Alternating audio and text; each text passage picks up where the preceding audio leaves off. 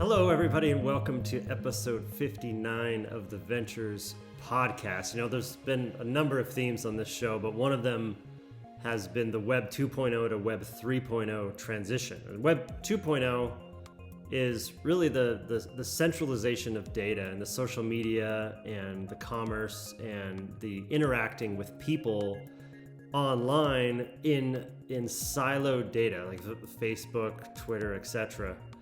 And that has resulted in Netflix published a documentary called The Social Dilemma that highlighted this well. It has resulted in algorithms that have trained us to be inflamed at one another, to be depressed, to be reactionary, to click on extremely, if not straight up false, extremely inflammatory articles one way or another, and the list goes on and on. In fact, it has gone all the way to affecting our privacy as human beings in terms of the data and where our data sits and how that data can get hacked, etc., etc.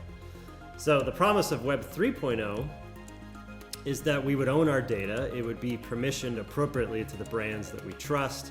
It would sit on these blockchains that are unhackable or essentially unhackable, and we'd have a lot more trust in the consensus algorithms, the mathematics that are securing these blockchains. And brands would have to interact and move data around in a very different way, in a very different paradigm. And so in this episode, I actually pull a clip with my friend Joel Fariss from episode 24 at the very end, where we talk about what needs to happen in terms of the transition to Web 2 to Web 3. How can we leverage technology to bring about good in humanity? And Joel posits a very, very interesting thesis that we all need to consider more carefully, which is dataism is potentially a problem, and dataism is essentially the worship of data, the more and more algorithms controlling what we do. And to a certain degree, I think that's good, from following navigation for traffic, for optimizing our health, for doing all sorts of things with data that could potentially be tilted toward good. But the problem is that if we rely too much on data, how are we, as from a philosophical perspective, what are we doing with that data? What are we coming up with new algorithms? So Joel posits this idea called dream thinking, that we should be more imaginative to come up with new stories and new ways of thinking about innovation for the good of humanity. So I really enjoyed this clip. I'm glad to be able to share it with you. If you're listening, you can also watch by visiting wclittle.com. There I'll post the links to the things that we talk about in this clip. And if you're watching, you can also listen anywhere that you get your podcasts. You can just search for Ventures. So with that, please enjoy this clip from episode 24 with Joel Fariss.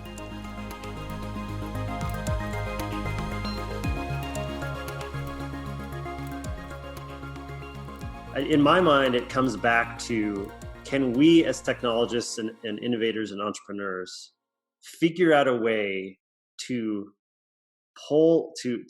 incentivize the best parts of humanity to arise, to be in the social spheres, to interact with each other online, and allow that collective creativity and positivity and optimism to spread? Or, right, it's going to be a balance, because obviously we're going to have, whether we like it or not, we're going to have a little bit of both. Or are we going to create a future that's going to bring out the worst in humanity, right? I think that was the collective gasp from the Web 2 era, was like, we're creating the Fortrans of the world. And even when Web 3, when Bitcoin first came out, the scare was like dark web meets digital meets cryptocurrencies is going to create even more bad things. Yep. So in my mind, the final thought, the call to action to entrepreneurs is, as we're building new technologies and new products and services, how are we incentivizing our customer base and the people using our applications to be good, Yeah, to be helpful for everyone? Any final thoughts for you to the audiences listening in here? Yeah, I have some really strong convictions about this, and I think that one of the things that leads to really hyper-destructive technologies is an unrelenting focus on optimization and monetization. the pure economic lens on generating a return, and I think is really the primary thing. And it's not just the economic lens; it really is a data issue. I think that the over-indexing on data optimization is ultimately what leads to a lot of destructive technology. Now, let me unpack this a little bit. Here's what I think needs to happen. I think that we are in an era that we have a choice. There's a fork in the road here. We can continue on one path to go down the road of dataism and really just go all in, cash all our chips on empirical evidence, right? And allow dataism and our empiricism to really drive derivative product development and social evolution. The other path is imagination, and I think we need to really reconsider our commitment to dataism.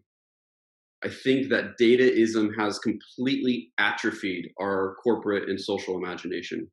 We're so committed to the empirical. We're so committed to the prove it, right?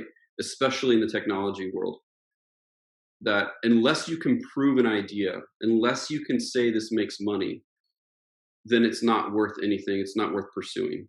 And I think we need to create more space to pursue more things that are less empirical. But before we even do that, we need to loosen our grip on dataism and empiricism and create some more space for what I've been calling dream thinking. We need to encourage and really support the imaginative exploration of utopian futures, because systems change is always an emergent property of a story's change. We need to tell new stories. We need to explore new stories of what's possible. We need to cultivate a faith in the possibility of the impossible. We need to provoke dreaming and utopianism. And I think, a lot of those things, and utopian thinking has a bad rap, but I think we've lost sight of it. We've become so saturated with data. We've lost our ability to go beyond the feasible, right? And that's where we need to start. I think we need to unshackle ourselves from feasibility and viability, and just dream for a while and practice dream thinking and embrace those functional fictions and engage with each other and sharing these narratives and these stories. Let's tell a new story first about the future we want to create, and then go build the things, right? So I think that's what we need more than ever. I like it. Joel, we will put links to everything we just talked about, or as much as possible, into our show notes. And I think the call to action for us as investors, entrepreneurs, creators, thinkers, designers, is a grand one. And I think those listening and watching to this have been, at the very least, a glimpse into the ways that you and I are thinking about this, and the ways that others are potentially getting the word out here.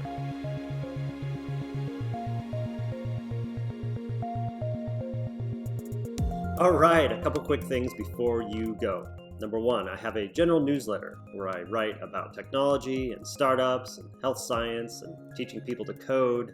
And I write about a variety of different subjects that we talk about on this show.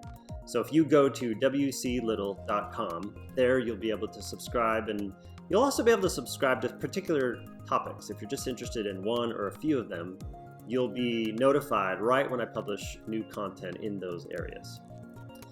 Number two, my partners and I at Proto Ventures have a portfolio company called Startup Rocket. If you go to startuprocket.com, There you'll be able to receive coaching guides and customize an operations framework for you and your team and your advisors to be on the same page in terms of what is the appropriate next step for you in your entrepreneurial journey. And finally, if you wouldn't mind leaving a review anywhere that you have listened to this podcast or watched this podcast, it'd be super helpful to help those who might be interested in consuming this content as well. Thank you.